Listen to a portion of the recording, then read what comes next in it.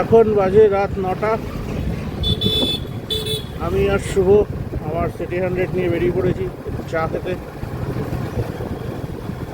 তো এখন দেখি, আসলে সারাদিন কাজের পর একটু চা না খেলে ঠিক রিল্যাক্সেশনটা হয় না। আগের ভিডিওটা দেখেছো তোমরা, আমাদের পাড়ার পুজো নিয়েছিল। সবার কাছে আমন্ত্রণ থাকলো, যাদের যাদের পসিবল হবে এসে দেখে যেও, ভালো লাগবে। আর ভিডিওগুলো কেমন হচ্ছে জানিও। আপাতত আমরা যাব হাই রোডের ওপরে, রানাঘাট চার্চ পেরিয়ে একটু এগোলেই একটা ধাবা পড়ে, প্রীতি ধাবা, সেখানে চা খেতে যাব।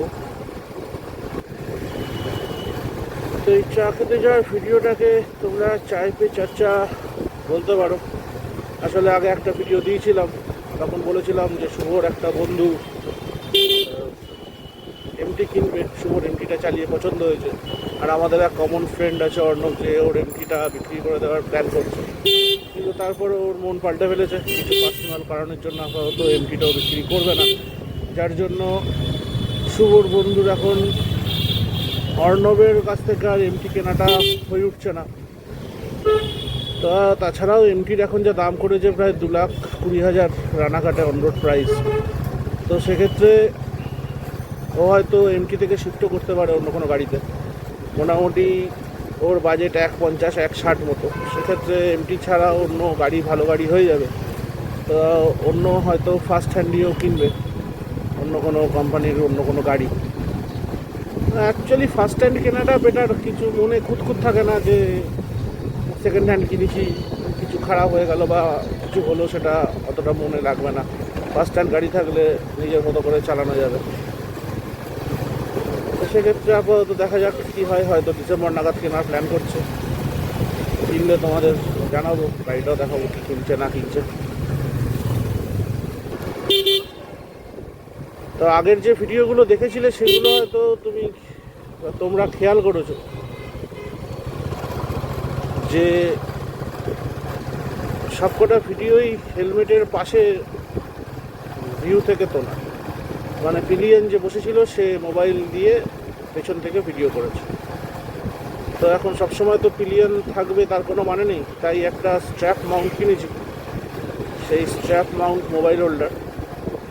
তো সেটা দিয়ে এখন কাজ চালাচ্ছি, আজকে প্রথম ইউজ করছি। দেখা যাক কেমন ভিডিও কোয়ালিটি আসে। যদি ঠিকঠাক থাকে তাহলে এটাই ইউজ করব এখন।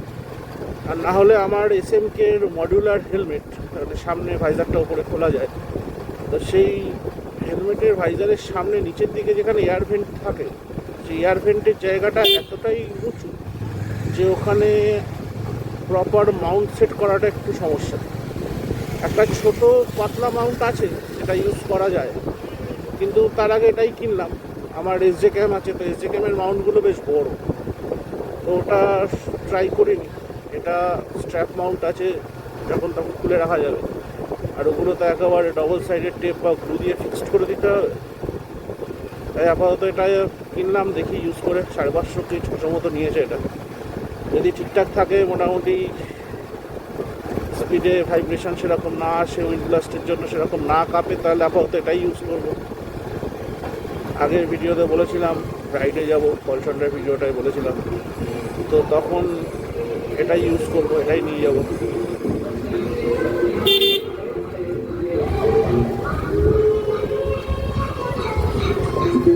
চারিদিকে বিশ্বকর্মা পুজোর আনন্দে মেতে আছে সবাই।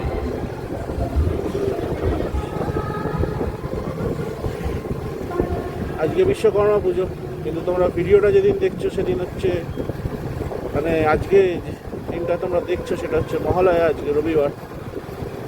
ভিডিওটা আমি শ্যুট করছি বিশ্বকর্মা পুজোর দিন। চলো, হাই রোড এসে গেছে, হাই রোডে উঠবো, উঠে সোজা চলে যাবো প্রীতি ধাওয়ার।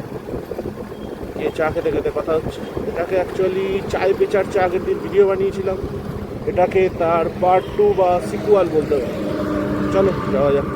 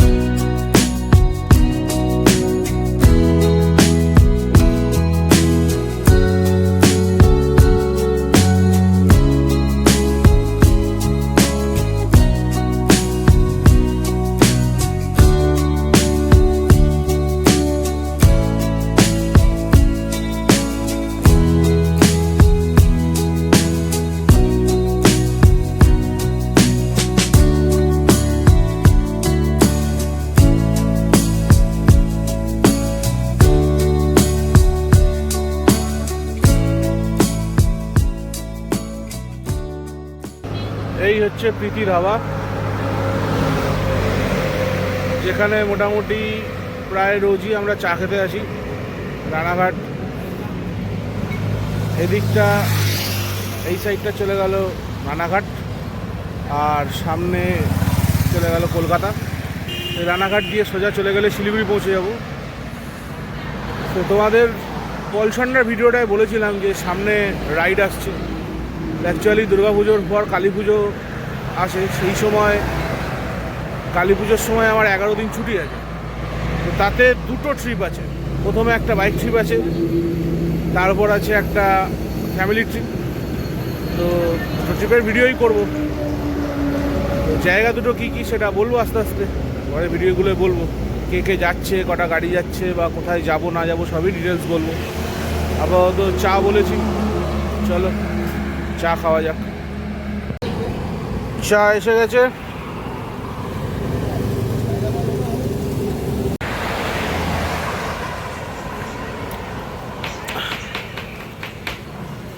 চায় পে চর্চা। তো যাই হোক, চা এসে গেছে, চা খাবো।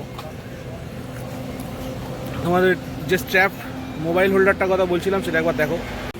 এই যে এটা হচ্ছে হেলমেটের সামনে লাগানো সেই স্ট্র্যাপ মোবাইল হোল্ডার। এই যে নিচে স্ট্র্যাপ দিয়ে বাঁধা আছে, উপরে এখান দিয়ে স্ট্র্যাপ ঢুকে গেছে হেলমেটের ভেতরে। আর এটা হচ্ছে মোবাইল হোল্ডার। ফ্রিকশান বেশ ভালোই আছে, তো মোবাইল ভালোই আটকে আছে, অসুবিধা কিছু হচ্ছে না। আর ভিডিও কোয়ালিটি তো দেখলে, রাতের জন্য একটুখানি শেকি এসছে, তাছাড়া মোটামুটি ভালোই ভিডিও হচ্ছে, সাউন্ডও ভালো ক্যাপচার করছে। আপাতত এটা দিয়ে কিছুদিন কাজ চালাই, দেখি যদি ঠিকঠাক থাকে তাহলে এটাই ইউজ করবো। না হলে তো বললাম যে একটা ছোট পাতলা মতো মাউন্ট আছে, সেটা কিনবো। কিন্তু আপাতত এটা চলুক, দেখা যাক। চলো চাটা খেয়ে বাড়ির দিকে ফেরা যাক। বেরিয়ে পড়লাম বাড়ির উদ্দেশ্যে। 10টা বেজে গেছে, বাড়ি যাব।